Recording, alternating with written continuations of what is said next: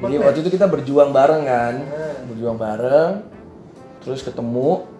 Ya waktu itu kita berjuang untuk memenangkan seorang gubernur lah, gue nggak menyebut itu. Ngobrol-ngobrol dan ternyata punya platform yang sama, gitu. Punya visi yang sama, anti korupsi sama anti intoleransi.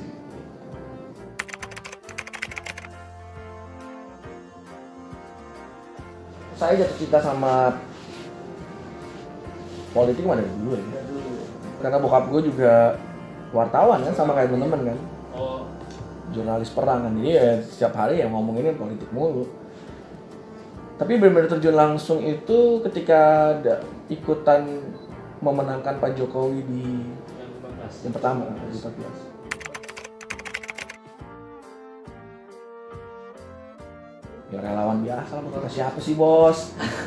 Relawan biasa bro, yang penting rela, nggak minta apa-apa, begitu menang nggak minta apa-apa tuh.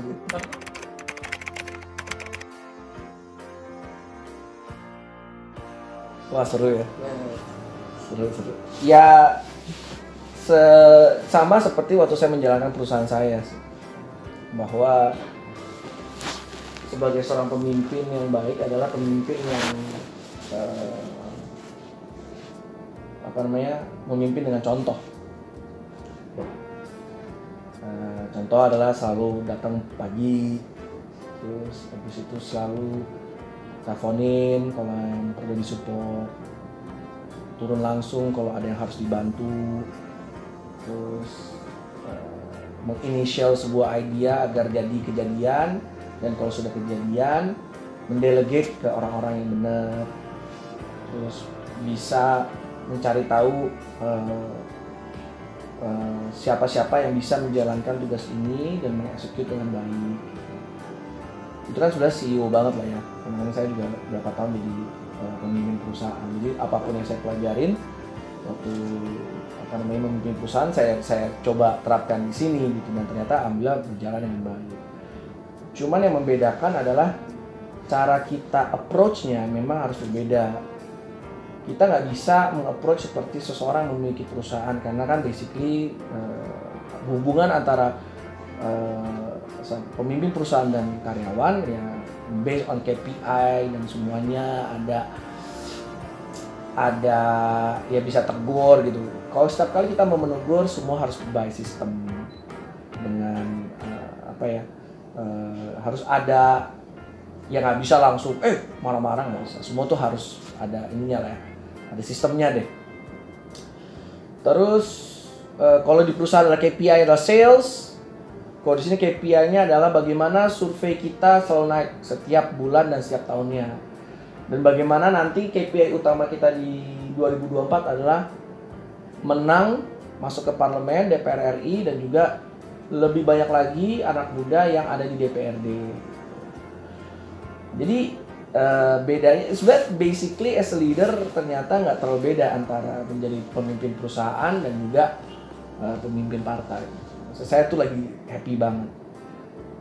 Setiap pagi mikirinnya, ya pasti mikirin keluarga lah. Cuman di otak tuh mikir PSI terus. Jadi ya contohnya kemarin saya kerja tuh mulai dari jam 7 pagi sampai jam 9 malam by the phone semua. Terus habis itu melanjutkan, kita baru menyelesaikan sekolah kader kita. Sekarang kita mau menyiapkan sekolah kita yang berikutnya, mempersiapkan agar semua kader-kader PSI menjadi kader-kader terbaik di Indonesia, menjadi manusia yang terbaik di Indonesia juga, dan di saat bersamaan mempersiapkan mereka agar menjadi the best policy maker ketika mereka nanti duduk di DPRD. Habis itu juga di jalan, itu kepala sekolahnya Isis Isyana Bagus Oka. Habis itu jalan lagi, meeting lagi sama tim social media saya tentang planning, tentang social media plan buat sebulan. Terus ngomongin lagi tentang tur Jawa Barat, persiapannya seperti apa, tur Ramadan persiapannya seperti apa. Itu juga semua sudah punya PIC-nya sendiri.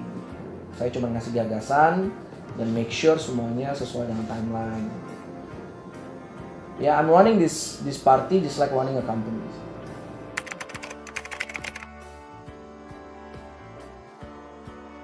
Kita di PSI sangat egaliter. Setiap pengambilan keputusan itu kita ngomong DPP dulu ya. DPP PSI itu alhamdulillah kompak banget. Nggak ada tusuk-tusukan dari belakang, tidak ada. Karena kita semua punya visi yang sama. Jadi setiap minggu tuh kita ada weekly meeting dan kita akan review semua apa yang sudah kita lakukan dan apa yang akan kita lakukan, baik itu buat short term dan long term. Dan di sini senior saya memberikan kesempatan saya untuk melakukan begitu banyak decision making and how to grow myself. But at the same time, di saat bersamaan juga, saya juga minta tolong ke mereka untuk tugas-tugas yang menurut saya juga saya nggak capable of doing it. Kayak kesekjenan, infrastruktur, itu semua sudah ada direktur-direkturnya sendiri.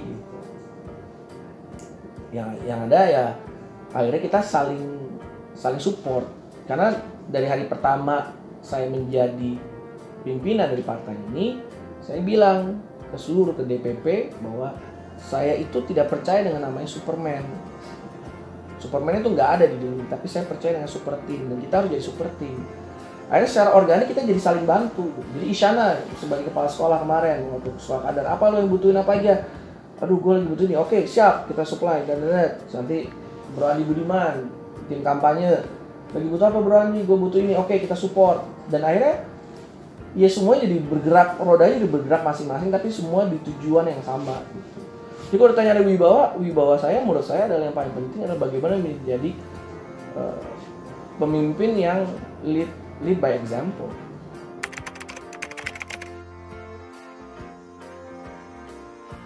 Sebenarnya akar yang paling penting yang saya dapat dari dulu tuh adalah saya selalu melihat orang tua saya adalah dua-duanya pekerja keras.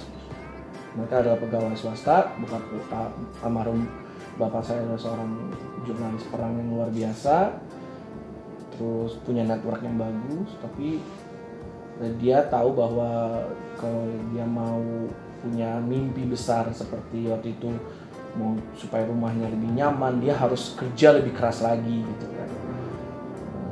Akhirnya saya lihat ada seorang pekerja keras. Selain dia seorang wartawan, dia juga sempat jadi kurator lukisan, bikin pameran-pameran lukisan, dan itu saya lihat sendiri bahwa dia semua menghandle semua sendiri. Bahkan yang fotoin lukisannya dia semua sendiri. Jadi kan kalau ke zaman dulu kan kalau mau masukin lukisan ke dalam buku bukletnya kan untuk bisa tahu harga, dan itu dia sendiri yang fotoin. Yang network yang kenal sama pelukisnya dia juga yang makan satu persatu. Jadi saya lihat bahwa dia adalah orang yang hands on banget. Hands on dan bekerja keras. Ibu saya sendiri juga seorang yang hands on dan bekerja keras dan sampai bikin perusahaan sendiri juga, walaupun dia sebetulnya bisa kerja dari rumah, tapi dia tetap walaupun udah lumayan agak tua tapi tetap kerjanya ke kantor. Dan akhirnya itu kan baik lagi example kan ya.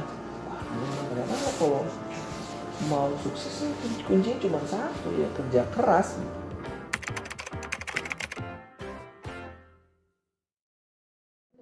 Bandel lah bro, ya harus bandel lah. Harus bandel, laki-laki lagi. Iya lah. Bandelnya semana ini? Ya biasa lah, gelut.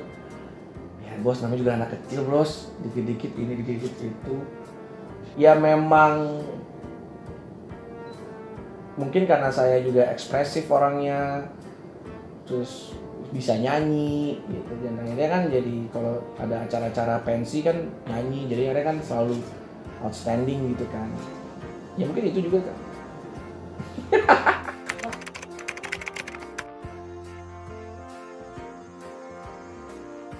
Jadi ceritanya saya itu kan orangnya ini ya, suka ATM ya, amati, tiru dan modifikasi. Jadi waktu itu yang paling impactful banget ke saya itu ya Chris Martin kan. Coldplay kan keren banget. Terus tapi saya dulu inget banget ketika lagi manggung adrenalin gitu misalnya. Ya kalau kita band mah begitu selesai manggung pulang gitu. Tapi waktu itu saya manggungnya jam 1 siang tapi saya nggak mau pulang. Dia kapan lagi gitu loh. Satu panggung sama Dewa, sama Padi, sama Slang gitu kan. Oh my god gitu kan, itu gila loh mereka yang albumnya sama Sheldon Seven. Mereka tuh album yang gue dengerin tiap hari gitu kan. Ya 2005-2006 lah. Terus jadi akhirnya begitu senior saya lagi manggung, saya pasti di samping nonton.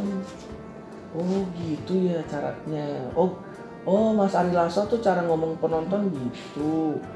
Oh apa Mas Bim Bim tuh begini. Ya udah saya serap aja dan saya coba-coba gitu. Ya coba, saya kan dulu manggung banyak banget, jadi saya punya banyak apa namanya, testing lab lah, tetap belajar gitu. Yang ini kok nggak ngefek ya, coba yang ini kok nggak ngefek. Terus dia keluar lah, lagi ekspresif ya, gini tangannya. Oh ternyata pas orang suka. Terus gue pakai di video klip kan, hapus aku kan. Ya padahal gue gini doang gitu. Terus akhirnya kok jadi begini, semua orang wah gitu. Kok jadi begini. Ya akhirnya semuanya serba jadi organik sih. Gue selalu merasa bahwa kalau lagi menyanyikan sebuah nada tuh visualisasi ada sesuatu yang pengen gue pegang gitu, yang gue raih. Terus akhirnya kan modif lagi pakai high stick lah apa gitu. Itu sesuatu yang saya coba amati, tiru dan modifikasi. Ya banyak yang bilang saya fast learner ya.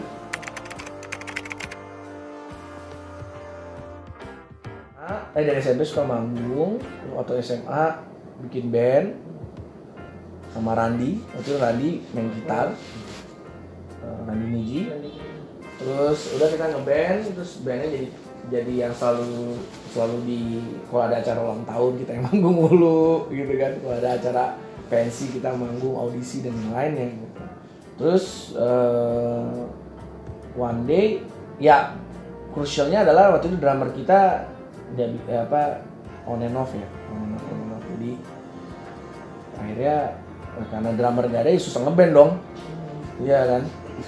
Akhirnya sempet stagnan bandnya. Terus akhirnya drummer gua tuh SMP ngajakin, vokalis gua sakit nih, nggak bisa manggung, kenapa gitu gue lupa. Lu mau gantiin nggak? Ya udah deh, gue gantiin deh, jadi additional ya, karena mereka sudah lolos pensi. Ya udah, gue bantuin. Nah di situ pertama kali ketemu sama Ariel sama Andro, gitaris gua sama basis gua. Itu ada gua, Ariel, Andro, Merdi, sama satu lagi, pokoknya drummer gua, Gary. Terus ternyata zaman dulu si Andro basis gue itu punya studio rekaman. Jadi mungkin karena alhamdulillah mungkin orang tuanya kaya ya. Jadi punya studio rekaman digital bro. 2000-an awal 2001. Gila. Wah kan kayak lu bayangin dong. Jadi kan gue bisa mencurahkan semua yang biasa cuma rekaman pakai studio. Udah bang, udah yuk. Yang soundnya juga seadanya, tiba-tiba proper mixing gitu bos. Wah gila itu. Akhirnya gue nongkrong mulu di situ, nggak pulang-pulang, dicari sama nyokap gue kan. Tiba-tiba datanglah si Adri ternyata senior gue di Paramadina. Gue, Arya, Andro, Adri empat sama Randi. Tapi Randinya cabut masuk Rama. Randinya ngerjain ini jadi keyboardis buat Kobatama lah apa-apa. Dan baru akhirnya gabung lagi. Tapi dari awal gabung sama Ariel sama Andro tuh udah kerja bikin lagu bro. Makanya dulu awal-awal kita nggak pernah diterima di pensi atau karena bawain lagu sendiri tuh.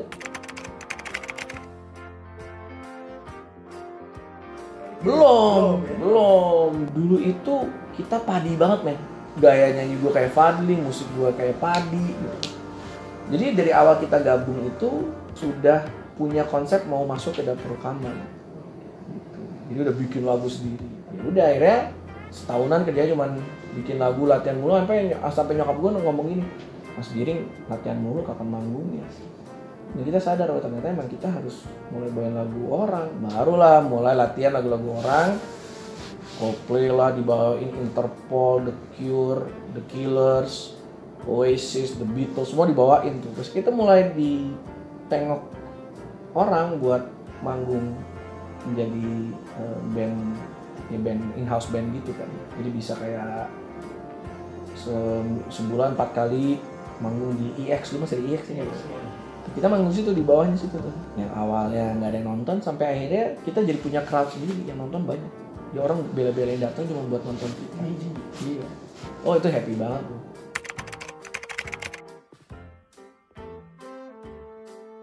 Niji itu demonya padi banget kan. Kita kirim ke High Music Record, ke Aquarius, ke Sony. Semua ditolak-tolakin men. Pas ditanya, kenapa ditolak ya? Padi banget. Buat apa ada padi lagi di dunia ini? Jadi kan cuma butuh satu padi doang di dunia ini kan. Ya udah ya wes lah, nggak apa-apa. Tiba waktu Randy masuk, eranya New Wave kan. The Killers, The Strokes, Interpol dan lainnya. The Upstairs, The Randalls. Gila, Good Night Electric, wah the best year man. Ngatin Good Night Electric, ngatin The Upstairs manggung tuh kok. Ini musik apa gitu ya? Gila keren banget sih nih. Dan akhirnya kita lucu-lucuan, iseng-iseng, ya coba-coba experience sound, ada keyboard dan lainnya. Dan titik mula berubahnya itu gara-gara bikin lagu itu Heaven. Tononet, satu Seven baru Ciao.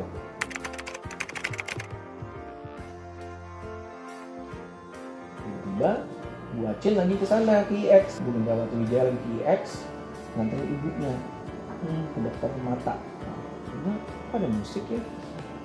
Apa nih? Musik dari mall apa band? Oh ternyata band. Dia lihat terus di atas. Dia lihat dari atas, dia ke bawah, lihat dari tiang-tiang itu. Siap. Wah kita lihat buacin kan? Wah kita lihat buacin, wah langsung bergaya, buacin, wah langsung lebay lah, ini langsung menjual diri lah ini ya kan. Tapi buacin lucunya di hari itu dia berdoanya gini, ya Tuhan, hari ini saya niatnya nganterin ibu saya, bukan untuk merekrut artis baru. Tapi kalau saya sampai ketemu sama ini anak-anak lagi, pasti akan saya tanda tangan. Bener bro, minggu depan kita mau datang lagi sama anak-anaknya. Terus anak-anaknya minta demo, kita kasih lah dua single tuh Heaven sama Ciao, langsung. And the rest is history bos. Gitu ceritanya. Akhirnya nambah D. Kan Niji itu artinya pelangi kan bahasa Jepang. Kalau tambah D kan jadi ejaan lama, jadi lebih Indonesia lah. Berarti logikanya tahun depan Niji itu sekarang 2000 berapa? 21 ya? Tahun depan 20 tahun bos. Anjir lama juga ya.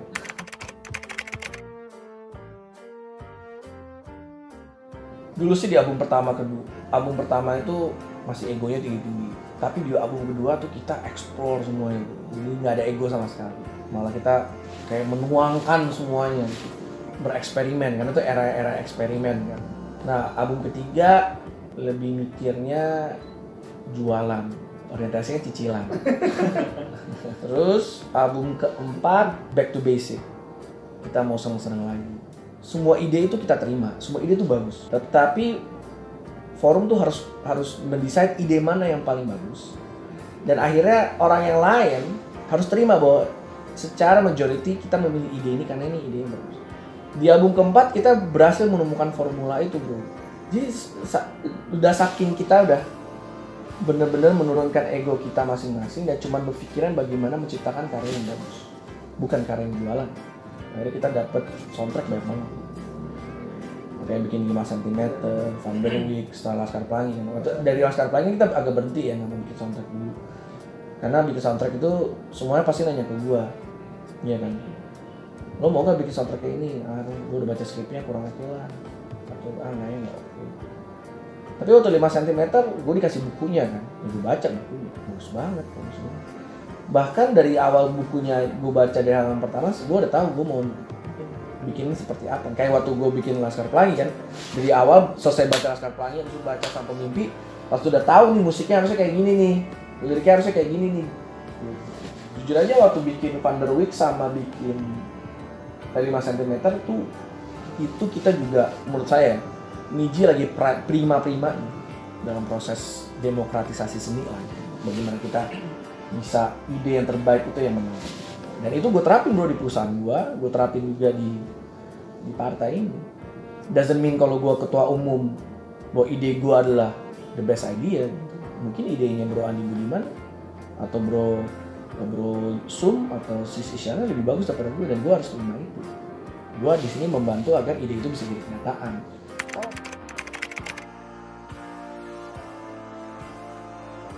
Monday di base campnya Niji. Itu Laskar Pelangi baru keluar kan, baru rilis, dan terus booming kan, lagunya booming banget, filmnya booming, lagunya booming. Terus saya lagi di base camp bersama Niji Olik. Dulu kan base camp kita kebuka lah ya buat siapapun, buat fans kita. Juga ada ibu-ibu, seorang nenek-nenek sama anaknya sama cucunya datang, karena cucunya minta tanda tangan, dan neneknya sama ibunya ngantar cucunya tanda tangan. Tiba-tiba neneknya samperin gua, handphone saya, Mas Giring, terima kasih ya buat lagu Laskar Pelangi. Wah, terima kasih Nek, ya seneng dihargain, makasih. Jadi saya mau cerita, saya itu baru operasi angkat payudara karena kena kanker, tapi tidak ada satu hari pun saya merasa sedih, bahkan justru saya bahagia, senang, bersyukur karena saya selalu mendengarkan lagu Laskar Pelangi. I think that is one of the best moment in my life. Saya nggak pernah nyangka bahwa dari sebuah nada dan lirik yang saya tulis bisa menginspirasi orang untuk bersyukur, untuk lebih semangat hidupnya memulai. Itu sih.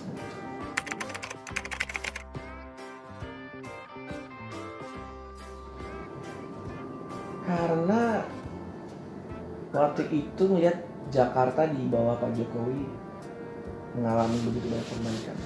Yang tadi apatis, bahwa politik hanya tempatnya para elit berkompromi dan saling berlomba-lomba mengejar kekuasaan. Tiba-tiba kok saya lihat bahwa ada orang yang memang mengejar kekuasaan tapi untuk rakyat, untuk memperbaiki. Dan itu sih yang membuka mata saya banget, dan saya sampai jadi relawan juga.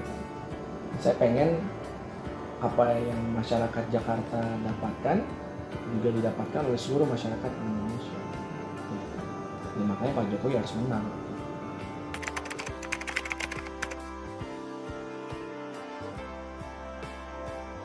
Kalau saya pribadi sih punya prinsip gini bro, kalau saya sudah terpilih, saya sudah menjadi anggota dewan atau jadi eksekutif, ya harus fokus tuh ke masyarakat 100%.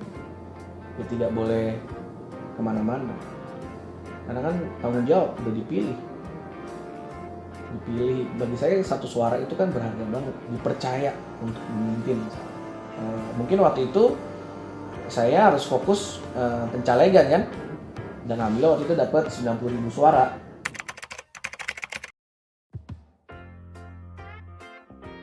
Di persimpangan jalan itu saya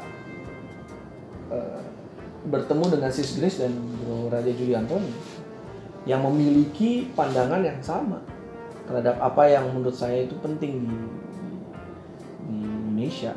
Partai itu cuma satu-satunya alat di mana kita benar-benar bisa masuk ke dalam sistem dan melakukan perbaikan. Kekuasaan di dalam politik juga harus dipakai untuk rakyat. Jadi makanya pola-pola yang lama yang ada di partai yang lain kita coba tidak terapkan di PSG.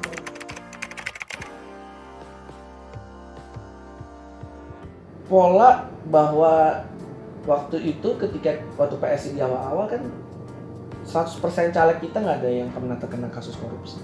Bahwa di PSI itu ketika pencalegan itu kita benar-benar sesaring-saringnya, pokoknya tidak boleh ada orang yang pernah kena kasus korupsi. Walaupun dia punya duit banyak kek, mau dia mau apa kek, dia bisa kontribut ke partai kek. Kita ingin menjadi partai yang memperjuangkan keragaman, anti intoleransi, toleransi lah pokoknya. Kita melihat bahwa di partai ini harus semua berdasarkan meritokrasi, meritokrasi kan.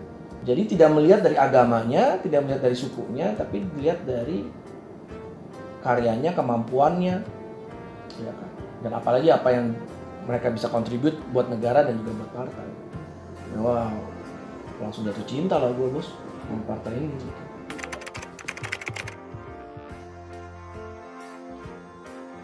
Habis capek bos. Habis keringat. Ya ada lah. Ada. 1M. Berapa? Ada deh, mau tahu aja. Ya nggak mau jawab lah. Oh, enggak. Curang ya.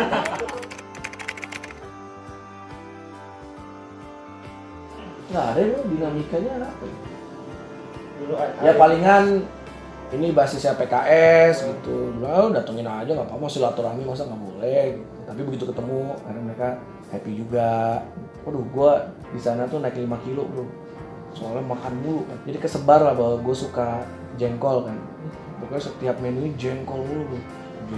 Jengkol pete. Dan makanan enak semua.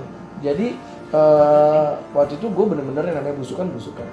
Bener-bener ke kawasan padat. Malah mayoritas kebanyakan kawasan padat. I spend all my time di kawasan padat.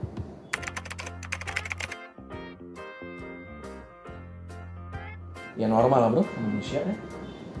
Yang sempat goyang-goyang dikit. Semua pemimpin hebat pernah ngalamin ini sih. Ada proses di mana mereka harus grounded ya. Maksudnya ketemu bumi, mereka harus tahu rasanya kalah. Mereka tahu rasanya gagal. Kalau mereka nggak tahu mungkin nggak bakal menjadi manusia yang baik. Saya pribadi waktu itu merasa bahwa kan waktu itu cuma karena PSI nggak diberikan kesempatan.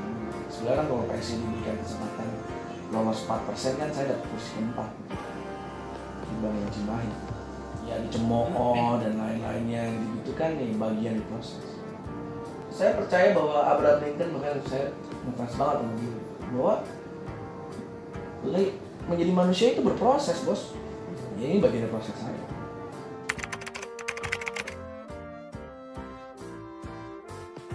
Gue kok boleh jujur ya bro ya, selalu kepikiran 2024 itu ya akan tetap Grace gitu ya. Kaget bro, gue gak bercanda men, kaget tuh kayak sampai what? Udah bener? Joki bos. Jadi waktu pertama kali itu gue langsung minta ketemu lah sama istri gue. Sumpah dulu dong sama nyokap.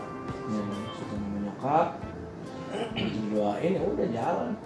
Ya saya rasa bahwa ketika ada dari Dewan Pembina kita, Sis Grace, Bro Jun Antoni, dan semua senior-senior saya di DPP sudah memutuskan itu, bagi saya itu kan tanggung jawab. Dan saya mau proof ke mereka bahwa mereka nggak salah pilih. Ya sekarang ya kita kerja keras terus. Ya sekarang alhamdulillah gitu. Ya hasilnya pelan-pelan mulai kelihatan. Survei-survei sudah bagus. Terus infrastruktur makin kuat. Sumber daerah makin kompak. Happy sih.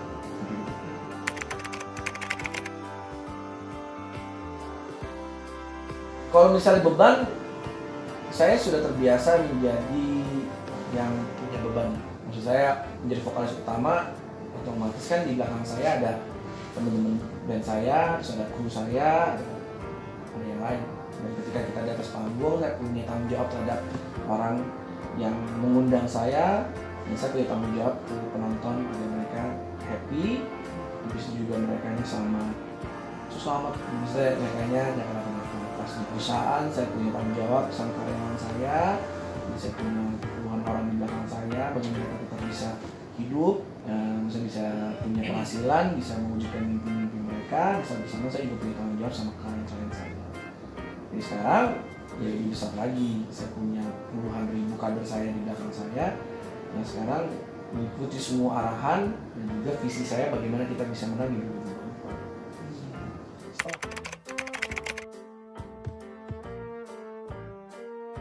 Jadi pertama saya sama Isyana develop sekolah kader. Sekolah kader kita adalah sekolah kader yang fully digital. Jadi semua pakai aplikasi. Materi-materi dari politik dasar, propaganda, kampanye, semua ada di aplikasi. Terus habis itu kita bikin webinar, selesai webinar, mereka yang ada yang lolos kader dasar, kader madya, kader ini paripurna, madya, dasar. Kalau yang sudah nggak lolos, ya mereka berhak punya ini. Jadi ini jadi kebanggaan, paripurna. Oke, habis itu ya pasti kampanye keliling Indonesia.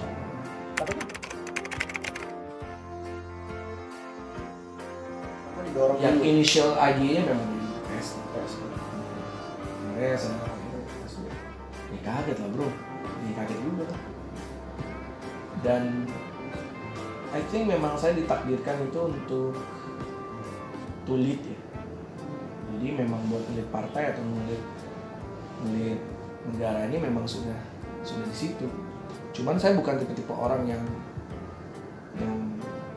apa ya?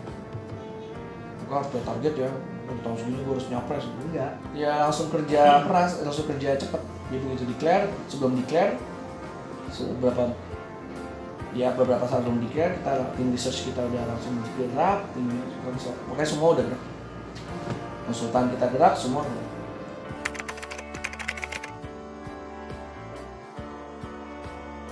Ya banyak bro. Kalau tahun ini ya baik, nanti kan kita masih ada waktu sampai 2024. Tapi tahun ini kita lagi fokus banget untuk pendidikan. Always about education. Saya nggak mau share dulu semuanya karena tahun ini saya nggak mau keluar dari campaign message dulu ya.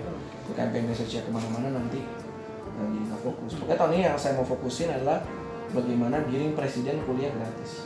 Karena saya percaya bahwa saya mau melanjutkan apa yang Pak Jokowi mestinya lakukan di tahun kedua ini kalau ada COVID-19, yaitu human resource.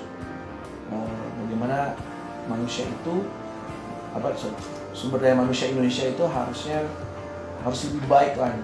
Makanya satu-satunya cara ya pendidikan. Kita sudah tahu kalau di luar daerah, alhamdulillah banyak sekali pemimpin daerah yang sudah menggratiskan sampai SMA.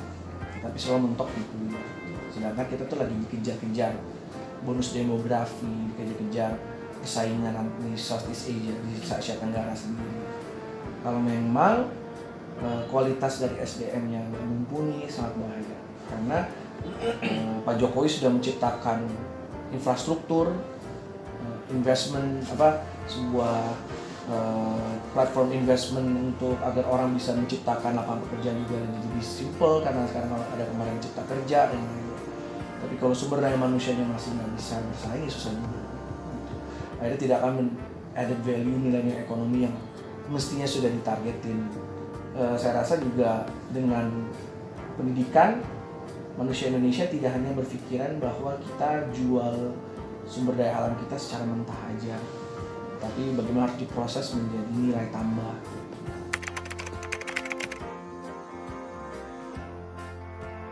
Of course, tapi that's one of my biggest challenge. Saya mengerti gitu kenapa waktu itu Nadiem sekarang ada di situ. Dia mungkin punya tugas besar itu sekarang. Karena ternyata juga salah satu problem kita adalah kualitas dari gurunya juga. Kualitas guru di Jakarta dan kualitas guru di Papua kan pasti jauh beda. Tetapi kenapa UN-nya soalnya sama? Makanya waktu itu saya bilang, waktu saya pertama kali masuk PSI, di depan Ibu Mari Pangestu, yang waktu itu nguji saya Ibu Mari Pangestu. Kalau saya terpilih, yang saya mau lakukan pertama kali, saya mau coba menghapus UN. Karena nggak fair. Orang dinilai cuma dari nilai. Orang dinilai, terus orang di Papua dinilai dengan soal yang sama. Sedangkan kualitas kita tahu di mana. Ini nggak fair. Harusnya yang ada adalah ujian bakat. Setiap orang Indonesia, setiap anak Indonesia harus dilihat dari bakatnya masing-masing. Dan begitu negara sudah tahu, ternyata bakatnya di perhotelan. Ya udah, ya kita harus support dia untuk bisa magang di hotel atau benar-benar langsung terjun ke hotel. Ternyata dia jago di hitung-hitungan, ya dia dipilihin nanti. Makanya kemarin waktu Nadiem ngapus UN bos ya, langsung.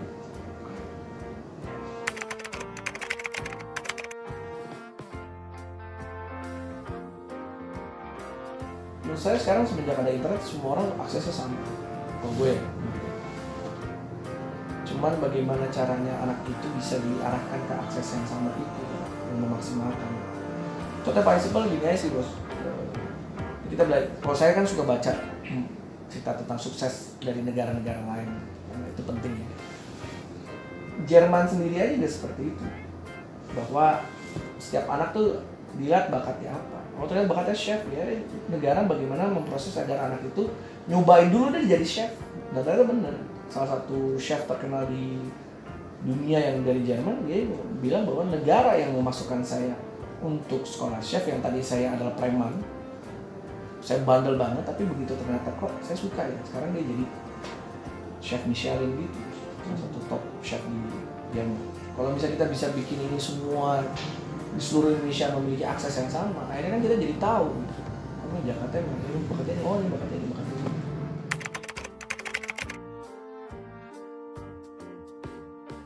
Ya percaya banget. Apalagi kalau kita ngomongin tentang ini ya, kreativitas ya, di seni itu sih jelas.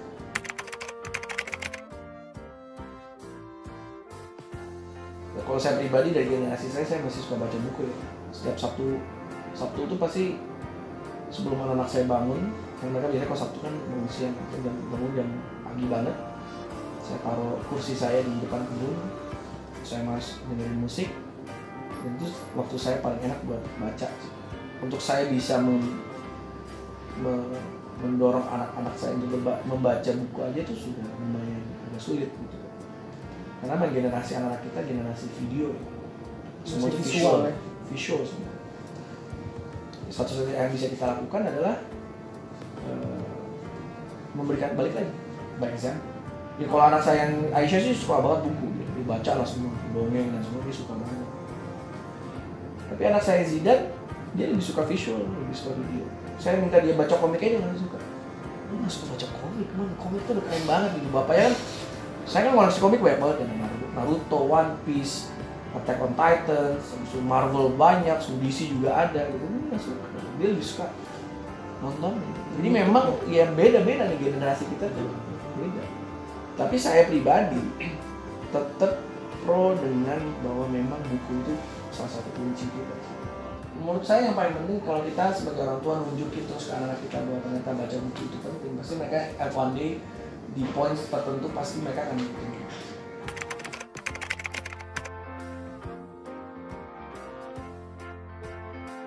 Mereka belum kenal PSI aja sih, menurut saya sih belum banget sih. Karena ya saya lihat gitu ya, bagaimana anak muda sekarang spoken out di media sosial. Oh keren, menurut saya sih bagus. Anak-anak muda boleh spoken out, boleh apatis, tapi mereka harus tahu bahwa kalau mereka sampai apatis, dampak paling besar adalah mereka yang pasti akan kena. Karena nanti yang akan mengisi di kursi-kursi pembuat kebijakan adalah orang-orang yang tidak mengerti kepentingan dari anak-anak muda. Tapi kalau mereka mau masuk, mereka mau memperjuangkan, memperbaiki sistem, the only way is to be part of a party. Dari satu cara adalah menjadi bagian dari sebuah partai dan masuk ke dalam sistem dan melakukan perbaikan. Itu aja. Jadi kita kasih opsi dan kita kasih opsi.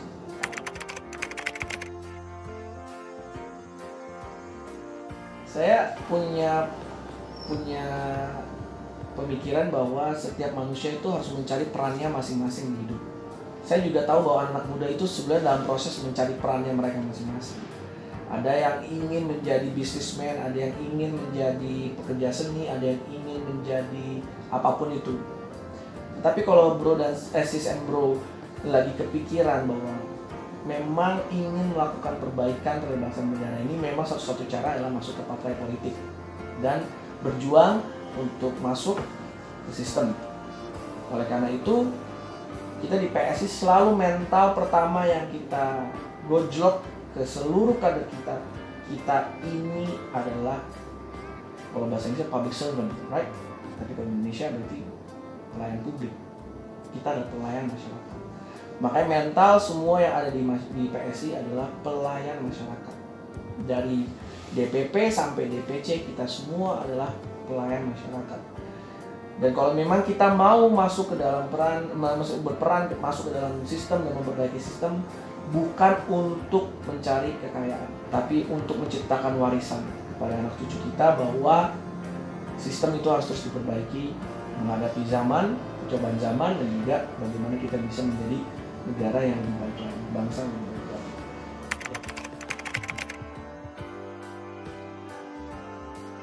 Wah bos, jangan, gue sih amit-amit bro. Ya kita bawa ke KPK. Yang ya pasti saya akan minta maaf. Walaupun bukan saya yang korupsi, cuman kan itu salah satu pada saya.